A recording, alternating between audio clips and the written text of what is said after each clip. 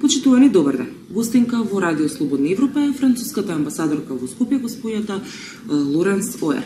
Амбасадорке, преговорите за излаз од политичката криза за сега се без успех. Кој е вашиот коментар на ова? Oui, comme vous le savez, il y a eu plusieurs réunions qui ont eu lieu et maintenant chacune des parties politiques est censée réfléchir et revenir avec des propositions. La médiation européenne est conduite par le commissaire européen et en effet, elle doit reprendre. Elle doit reprendre. La médiation s'est conclue sur un premier accord le 2 juin qui n'était pas complet. Il faut avancer, il faut avoir un accord complet. Je rappelle qu'on a défini une période de transition. On a défini la possibilité d'avoir des élections en avril 2016 et c'est le contenu de cette période de transition qui doit désormais être défini.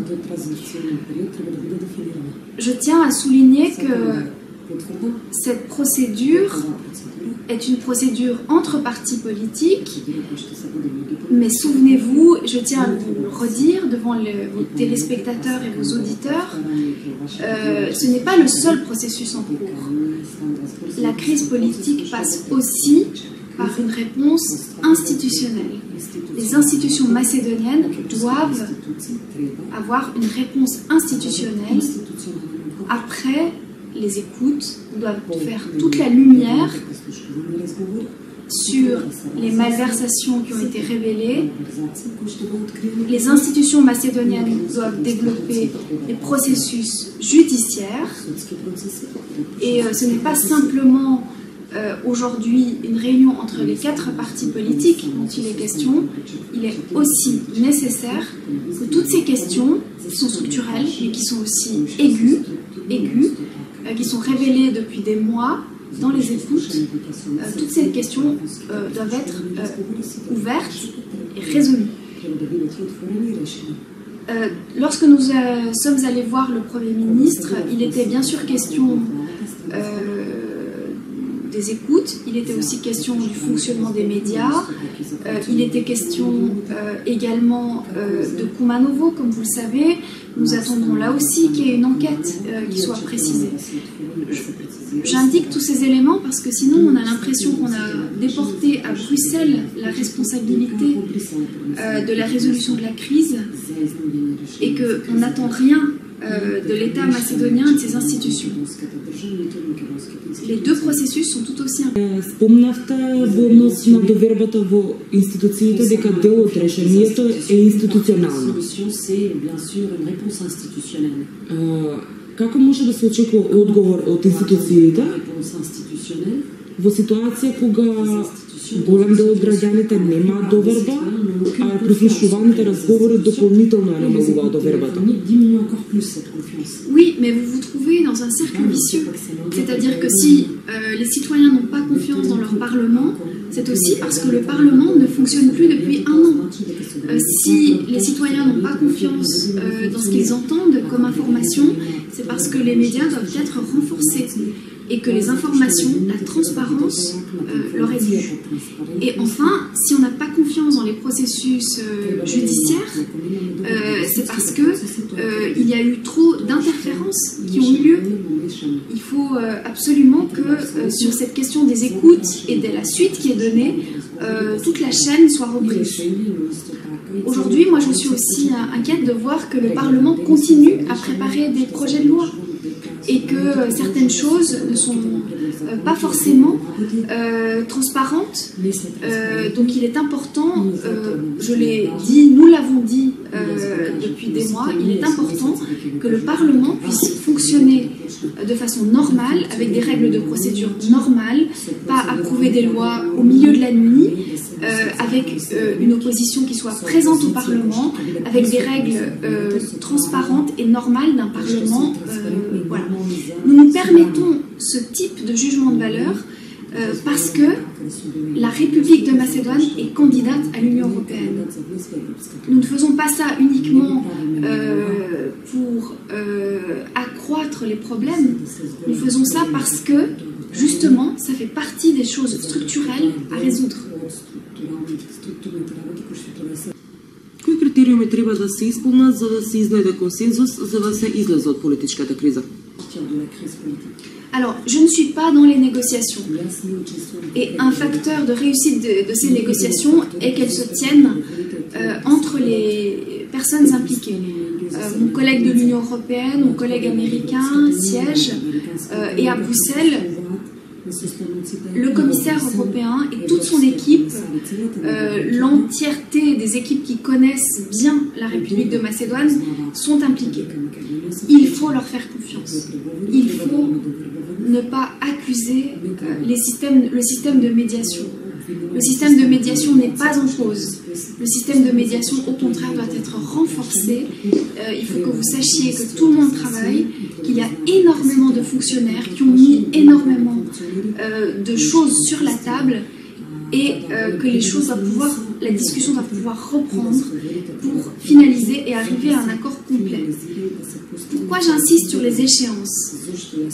Parce qu'il y aura la semaine prochaine le Conseil des affaires étrangères, le Conseil des affaires générales, le Conseil européen, parce que tout le monde s'inquiète, parce que la situation n'est pas réglée, est entre deux et que la médiation doit reprendre. Што би им порачале на властите и на опозицијата за надминување на разликите и за решавање на овој политички проблем? Alors, moi je ne suis pas dans le cœur de la négociation et je ne souhaite pas faire des interférences sur ce contenu de la médiation. Il y a énormément de choses qui sont en cours de discussion aujourd'hui sur le fonctionnement, bien sûr, de la justice, le fonctionnement du Parlement, le fonctionnement des médias, mais le plus important, c'est la définition de la période de transition. La définition aujourd'hui de qui va faire quoi pendant la période de transition. Et le plus important, c'est la restauration de la confiance et le fait que les partenaires puissent se mettre d'accord de bonne foi. Pourquoi ? Si vous me demandez aujourd'hui, personnellement, vous savez, j'ai vécu 3 processus électoraux. Je dis 3 parce qu'il se trouve que j'ai assisté au municipal de 2013, au présidentiel de 2014, et il se trouve aussi que les législatives ont été organisées en même temps que les présidentielles. C'était déjà des élections anticipées. Un des points fondamentaux aujourd'hui, c'est le fonctionnement de la loi électorale, de la commission électorale et l'application des règles qui sont des règles normales dans une démocratie, mais ici, qui pour une fois doivent être mises en œuvre. Nous connaissons tous, chaque citoyen, chaque personne qui m'écoute sait exactement de quoi je veux parler. Il faut que les listes électorales correspondent à l'électorat. Il faut que la commission électorale ait le droit de viser une liste électorale. Il faut que l'on nettoie la liste électorale des personnes qui depuis longtemps soit ne sont plus inscrites, soit ont déménagé. Il ne faut plus qu'il y ait de faux électeurs. Il ne faut pas qu'il y ait des cartes d'identité qui soient discutables. Il ne faut pas qu'il y ait d'interférences pendant la période de transition et de financement par le gouvernement des différents partis. Il faut un État, un processus d'administration qui soit indépendant. Il faut une administration qui soit neutre pendant cette période et pas qui soit au service d'un parti ou d'un autre.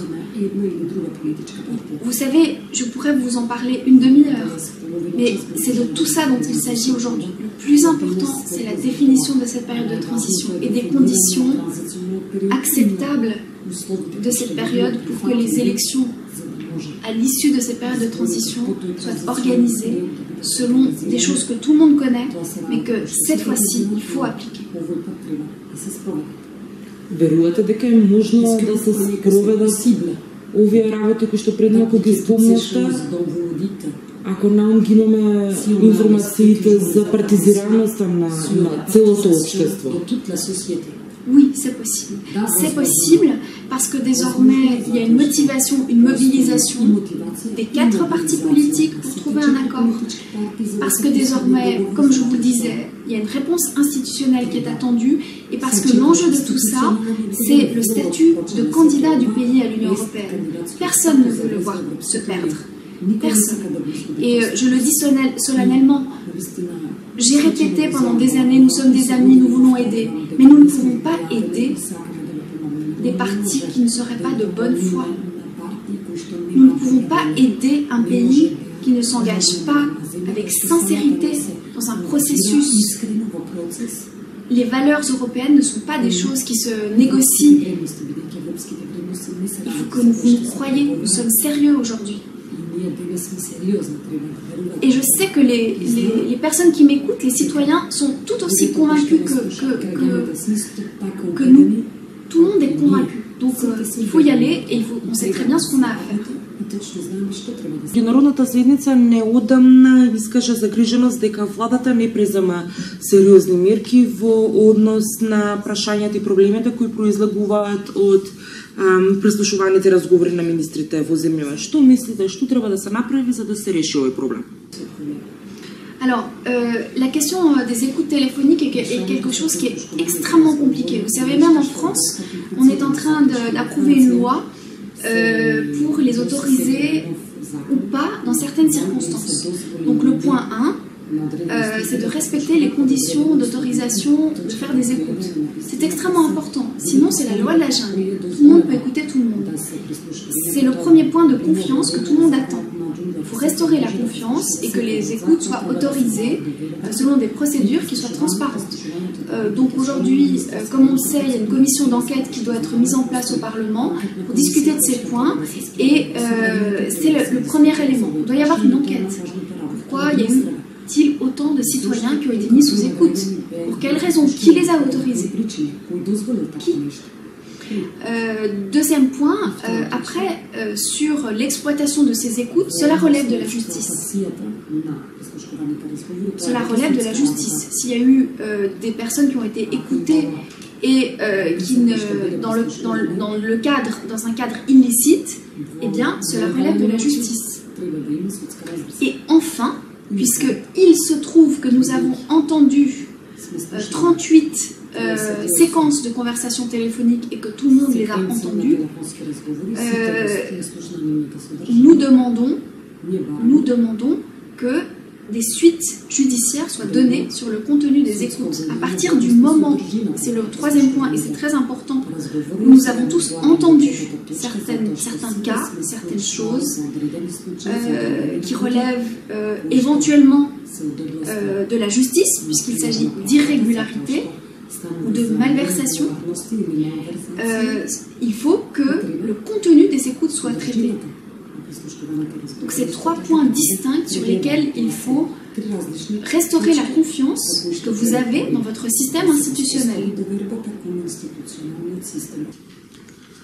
Хипотетички, како би постапиле француските институции доколку во вашата земја се случи ваква политичка криза која што започна со еден вид масовно прислушување? Alors, je vais vous donner un seul exemple. Il y a un directeur d'une institution de l'audiovisuel en France qui a dépensé des frais de taxi pour son fils. Elle a remboursé une partie de ses frais, mais je dois vous dire que malheureusement pour elle, elle a été mise à pied immédiatement. Elle a dû démissionner alors qu'elle avait remboursé et désormais elle fait l'objet d'une plainte, d'une enquête. C'est pour vous dire la différence qui existe entre la réponse politique, juridique et sociale en France. En France, aujourd'hui, les citoyens n'acceptent pas que l'argent public soit dépensé à des fins personnelles. Tout simplement. Nous vivons une crise économique qui est extrêmement sévère et l'autorité politique prend immédiatement la mesure de ce type de comportement et le sanctionne. Et ça sert d'exemple. Ça sert d'exemple sur nous tous. Je ne dis pas qu'il n'existe pas des comportements qui doivent encore être condamnés en France, mais en tout cas, l'autorité politique française, aujourd'hui, n'a quasiment aucune tolérance sur ce type de comportement personnel. Кој е вашиот став во однос на барањата за меѓународна истрага за жестоките судири во Куманово, кои што се случија на почетокот на мај месец? Alors, c'est toujours compliqué de demander des enquêtes internationales parce que nous ne savons pas dans quelle instance, si vous voulez. Donc, bien sûr, nous demandons que toute la lumière soit faite sur les événements de Kumanovo. Nous souhaitons que au ministère de l'Intérieur aussi, c'est pour nous un très grand choc, Kumanovo. Vous savez, le 9 mai, nous étions tous affolés et tous les médias européens restent inquiets. Et ceci a été lié à l'événement de Kumanovo. Je me suis moi-même déplacée sur place. Les dommages sont colossaux et il reste évidemment des zones d'ombre, dans ce qui s'est passé. Donc bien sûr nous demandons une enquête internationale, nous demandons que la lumière soit faite sur ces événements. C'est aussi important pour les relations avec les pays voisins. Ви благодарам за разговорот. Merci beaucoup, merci à vous. Вам почитувани ви благодарам што го следавте интервјуто на Радио Слободна Европа. До гледање.